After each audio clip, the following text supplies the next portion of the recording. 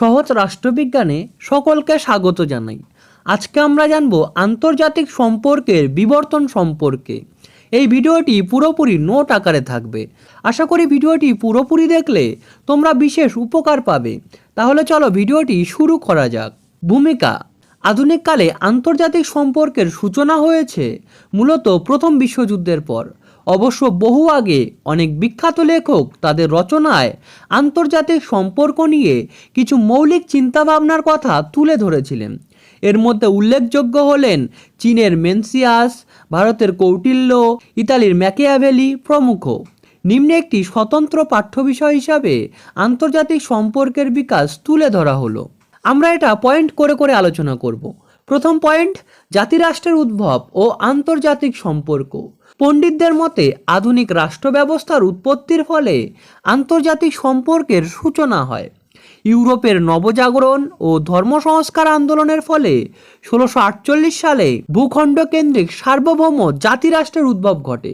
এই আধুনিক জাতিরাষ্ট্রগুলি নিজেদের সার্বভৌমত্ব বজায় রেখে একে অপরের সঙ্গে রাজনৈতিক, অর্থনৈতিক, বাণিজ্যিক ও অন্যান্য ক্ষেত্রে যে পারস্পরিক সম্পর্ক গড়ে তোলে তা থেকেই প্রথম আন্তঃরাষ্ট্রীয় সম্পর্ক বা আন্তর্জাতিক সম্পর্কের সূচনা ঘটে। দ্বিতীয় পয়েন্ট: শিল্প বিপ্লব ও আন্তর্জাতিক সম্পর্ক। অষ্টাদশ শতকে ইংল্যান্ডে শিল্প বিপ্লবের ফলে এক রাষ্ট্রের সঙ্গে অন্য রাষ্ট্রের যোগাযোগ ব্যবস্থার প্রভূত উন্নতি ঘটে। এর ফলে বিভিন্ন রাষ্ট্রের মধ্যে পারস্পরিক সম্পর্ক গড়ে তোলার বিষয়টি আরও সহজ হয়ে পড়ে। এই পারস্পরিক সহযোগিতা আন্তর্জাতিক সম্পর্কে এক নতুন অধ্যায়ের সূচনা করে। 3 নং পয়েন্ট: প্রথম বিশ্বযুদ্ধ ও আন্তর্জাতিক সম্পর্ক। আন্তর্জাতিক সম্পর্কের বিকাশে প্রথম বিশ্বযুদ্ধ ও যুদ্ধ পরবর্তী ঘটনাগুলির ভূমিকা অত্যন্ত গুরুত্বপূর্ণ। প্রথম বিশ্বযুদ্ধের অবসানের পর মার্কিন যুক্তরাষ্ট্রের তৎকালীন রাষ্ট্রপতি উড্রো উইলসন যে 14 দফা প্রস্তাব রেখেছিলেন তা আন্তর্জাতিক সম্পর্কের বিকাশে এক নতুন দিগন্তের সূচনা করে। এর পাশাপাশি জাতিসংঘের প্রতিষ্ঠা, বৃহৎ শক্তিরূপে মার্কিন যুক্তরাষ্ট্র ও সোভিয়েত ইউনিয়নের উদ্ভব ইত্যাদি ঘটনাবলী আন্তর্জাতিক সম্পর্কের আলোচনায় বিশেষ গুরুত্ব লাভ করে। প্রথম বিশ্বযুদ্ধের পরবর্তীকালের এই সময়ে মার্কিন যুক্তরাষ্ট্রের বিভিন্ন বিশ্ববিদ্যালয়ে একটি স্বতন্ত্র পাঠ্য বিষয় রূপে আন্তর্জাতিক সম্পর্ক নিয়ে পড়াশোনা আরম্ভ হয়। চতুর্থ পয়েন্ট: দ্বিতীয় বিশ্বযুদ্ধ ও আন্তর্জাতিক সম্পর্ক। দ্বিতীয় বিশ্বযুদ্ধের পর আন্তর্জাতিক সম্পর্ক একটি স্বতন্ত্র পাঠ্য বিষয় হিসাবে প্রতিষ্ঠা লাভ করে। এই সময় আন্তর্জাতিক শান্তি ও নিরাপত্তা রক্ষার উদ্দেশ্যে 1945 খ্রিস্টাব্দে প্রতিষ্ঠিত হয় সম্মিলিত জাতিপুঞ্জ। দ্বিতীয় বিশ্বযুদ্ধের পরে আন্তর্জাতিক রাজনীতিতে মতাদর্শগত লড়াইও দেখা যায়।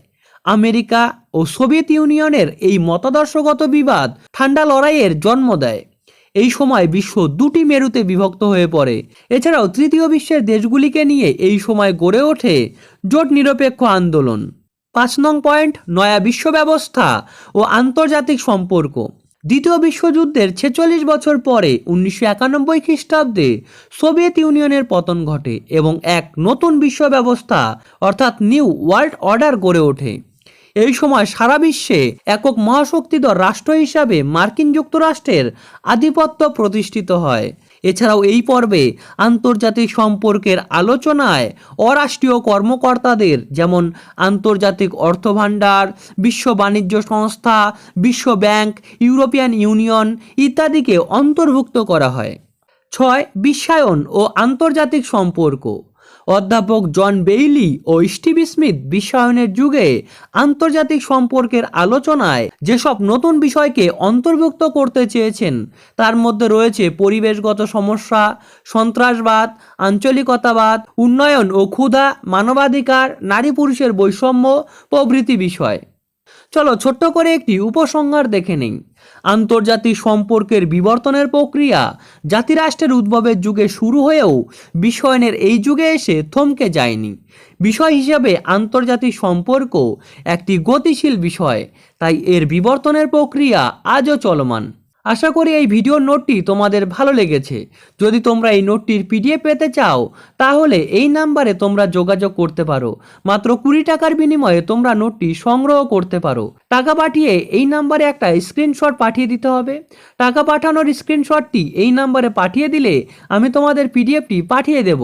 অবশেষে ভিডিওটি থেকে নতুন কিছু শিখতে পারলে অবশ্যই আমার চ্যানেলটি সাবস্ক্রাইব করে দিও। এর পাশাপাশি ভিডিওটিতে একটি লাইক দেওয়ার এবং চ্যানেলটি শেয়ার করে দেওয়ার অনুরোধ রইল। ভিডিওটি শেষ পর্যন্ত দেখার জন্য অশেষ ধন্যবাদ। I really appreciate your time.